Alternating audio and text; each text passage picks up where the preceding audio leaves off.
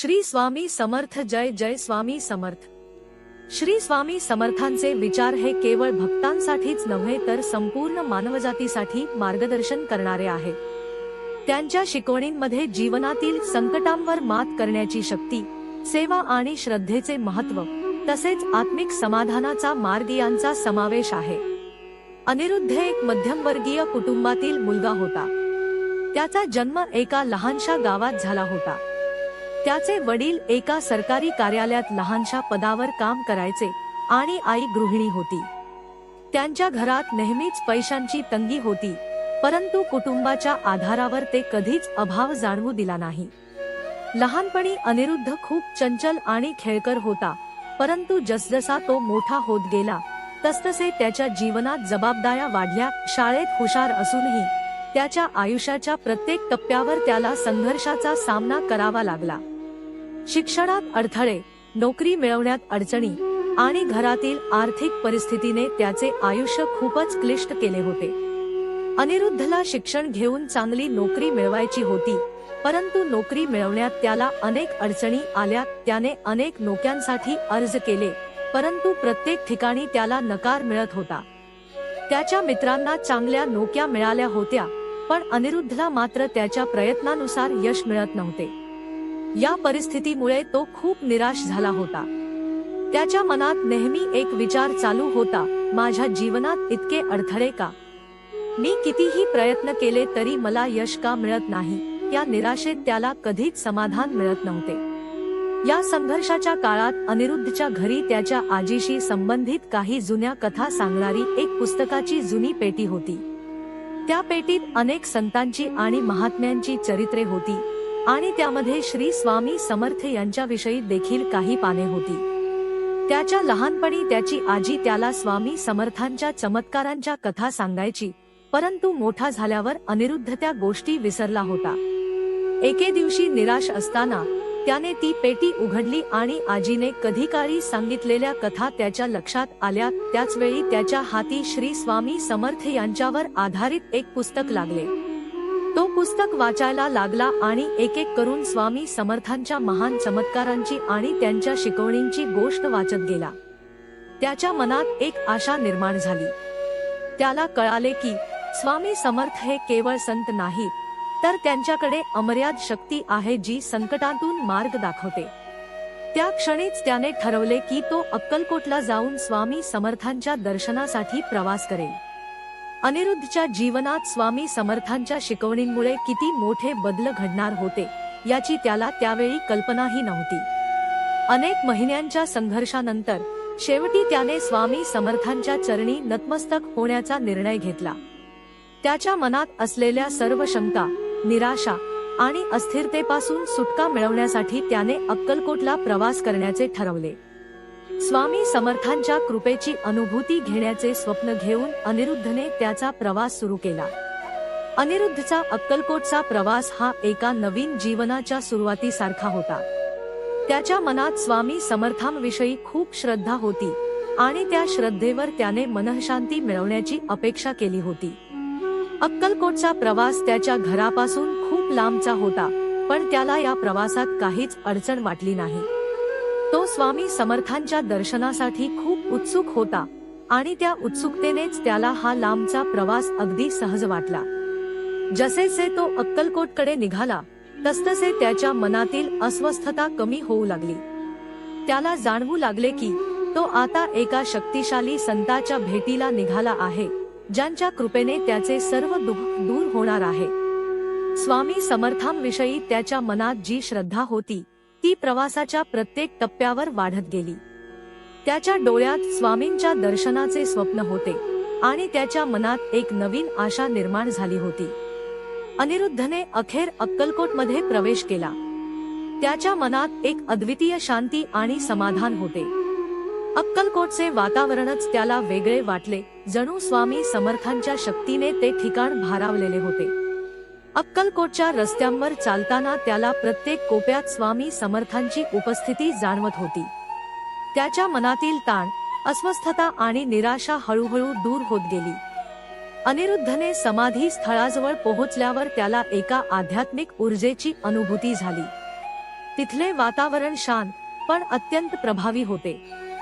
स्वामी समर्थांचे भक्त, साधू आणि भाविक त्यांच्या सेवेत मग्न होते.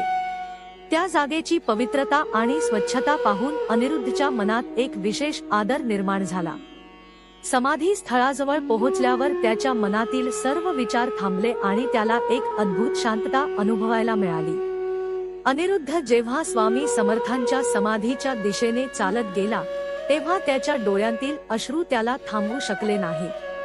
त्याच्या मनात एकाच विचाराचा गोंधळ चालू होता, स्वामी, माझ्या जीवनातील अडचणी का? मी कितीही प्रयत्न केले तरी यश मिळत नाही. जीवनात निराशा का? त्या विचारांनी त्याचे मन भरले होते.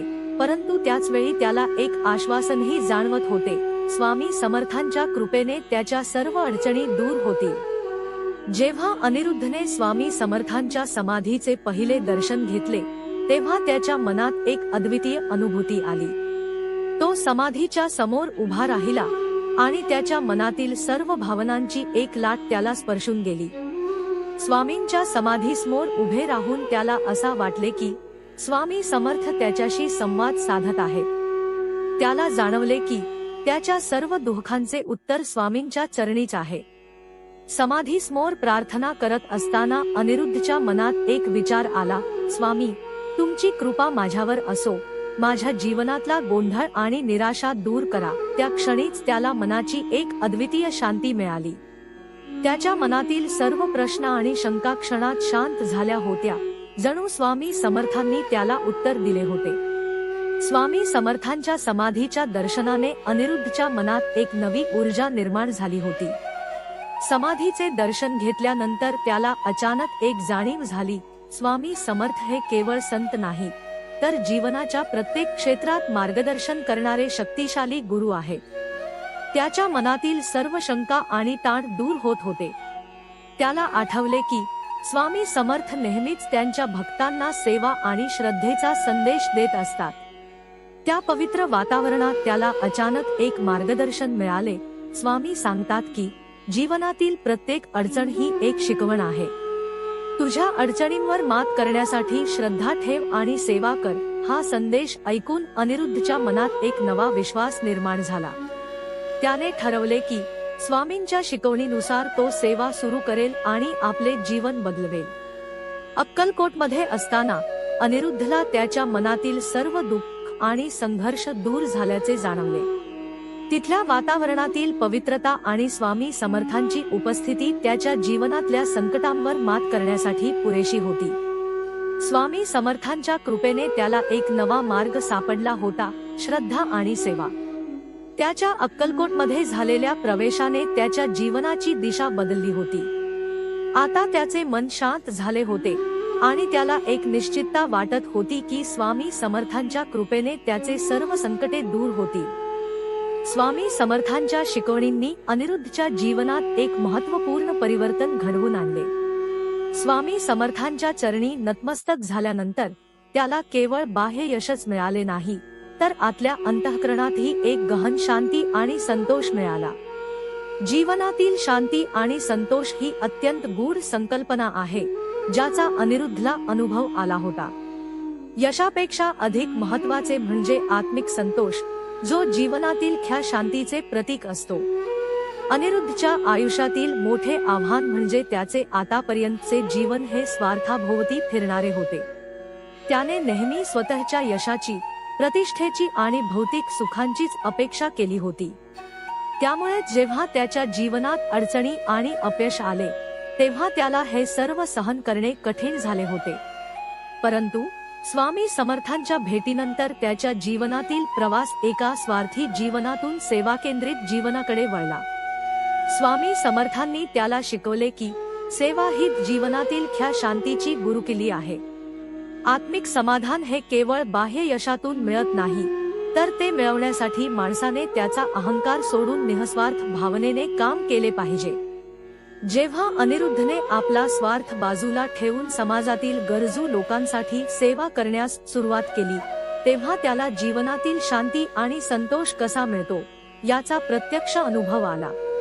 स्वामी समर्थांनी नेहमीच मानवाच्या अहंकारावर विजय मिळवण्याचा संदेश दिला आहे. स्वामी सांगतात की अहंकार माणसाच्या जीवनातील सर्व समस्यांचे मूळ आहे. जोपर्यंत माणूस त्याचा अहंकार सोडत नाही तोपर्यंत त्याला जीवनात शांती मिळणार नाही. अनिरुद्धने हा संदेश आत्मसात केला. त्याने स्वतःच्या स्वार्थाच्या वासनेला बाजूला ठेवून समाजाची सेवा करणे सुरू केले. या प्रक्रियेत त्याच्या मनातील अस्वस्थता आणि तणाव दूर झाले. आधी तो त्याच्या अपयशामुळे निराश होता, परंतु आता त्याच्या मनात एक नवा विश्वास आणि शांती निर्माण झाली होती. स्वामींच्या शिकवणींनी त्याला जीवनात स्वच्या पलीकडे बघायला शिकवले. या अहंकाराच्या त्यागामुळेच त्याला मनःशांतीचा लाभ झाला, ज्यामुळे त्याचे जीवन अधिक सुखद आणि समाधानी बनले. स्वामी समर्थांच्या शिकवणींनी अनिरुद्धला एक अत्यंत महत्त्वाची गोष्ट शिकवली. बाह्य यशापेक्षा अंतर्गत समाधान हे खूप मोठे असते. आपण समाजात किती प्रतिष्ठित आहोत, किती पैसा कमावतो किंवा बाह्य यश किती मिळवतो यापेक्षा आपल्या मनातला शांततेचा आणि समाधानाचा भाव किती महत्त्वाचा आहे हे त्याला समजले. बाह्य यश हे क्षणिक असते, परंतु अंतःकरणातील समाधान हे जीवनभर टिकणारे असते. स्वामी समर्थांनी त्याला शिकवले की संकटे आणि संघर्ष या जीवनाचा एक भाग आहेत, परंतु त्यांचा सामना करताना माणसाने मनात शांतता आणि श्रद्धा ठेवली पाहिजे. या शिकवणींमुळे अनिरुद्धला त्याच्या जीवनातील अपयश आणि अडचणींना एका नव्या दृष्टिकोनातून पाहण्याची शिकवण मिळाली. त्याच्या जीवनातील तणाव आणि अस्वस्थता आता केवळ स्वामी समर्थांच्या मार्गदर्शनामुळे शांत झाली होती. अनिरुद्धच्या जीवनातील खरे परिवर्तन हे त्याच्या मनाच्या शांततेतून झाले. बाह्य जगात कितीही मोठे यश मिळाले तरी अंतःकरणात जर शांती आणि संतोष नसेल तर त्या यशाला काहीच अर्थ उरत नाही. स्वामी समर्थांच्या शिकवणींनी अनिरुद्धच्या मनातला गोंधळ, निराशा आणि अशांती दूर केली आणि त्याला खरा मार्ग दाखवला. स्वामी सांगतात की संकटे क्षणिक असतात, परंतु श्रद्धा आणि सेवा कायमची असते. हा संदेश त्याच्या जीवनात सत्यात उतरला. अनिरुद्धला स्वामी समर्थांच्या सेवेतून मिळालेली शांती आणि संतोष त्याच्या मनातल्या सर्व शंकांचे निराकरण करणारी ठरली. त्याचे जीवन आता संपूर्णपणे बदलले होते, कारण त्याच्या मनातील अस्थिरता आता शांत झाली होती. यामुळे त्याच्या दैनंदिन जीवनात एक नवीन ऊर्जा, धैर्य आणि सकारात्मकता निर्माण झाली होती. स्वामी समर्थांच्या शिकवणींमधून हे स्पष्ट होते की शांती आणि संतोष हे प्रत्येक व्यक्तीच्या जीवनात अत्यंत महत्त्वाचे असतात. ते मिळवण्यासाठी माणसाने निःस्वार्थ भावनेने सेवा करणे आणि श्रद्धा ठेवणे आवश्यक आहे. बाह्य संघर्ष, अडचणी आणि अपयश यांवर मात करण्यासाठी अंतःकरणातील शांती आणि संतोष हा एक उपाय आहे. अनिरुद्धने स्वामी समर्थांच्या शिकवणींनुसार आपले जीवन बदलले आणि त्याच्या आयुष्यातील सर्व समस्यांना एका शांत मनाने सामोरे गेले.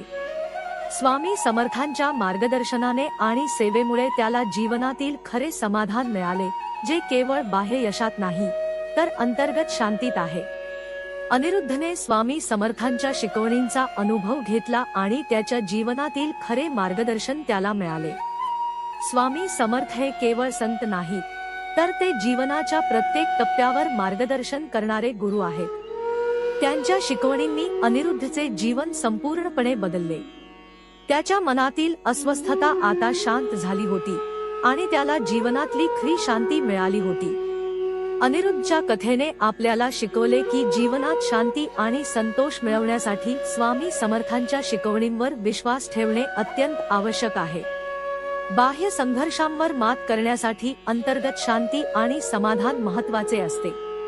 स्वामी सांगतात की जीवनात संकटे येतील, पण त्या संकटांवर मात करण्यासाठी श्रद्धा आणि सेवेला कोणताही पर्याय नाही. अनिरुद्धच्या जीवनातील शांती आणि संतोष हा त्याच्या सेवाभावनेतून आणि स्वामी समर्थांच्या शिकवणींमुळे मिळालेला होता. या कथेने आपल्याला हे शिकवले की जीवनातील खरे समाधान हे केवळ बाह्य यशात नाही तर आत्मिक संतोषात आहे. आणि आत्मिक संतोष प्राप्त करण्यासाठी श्रद्धा, सेवा आणि स्वामी समर्थांची शिकवण हीच खरी आहे.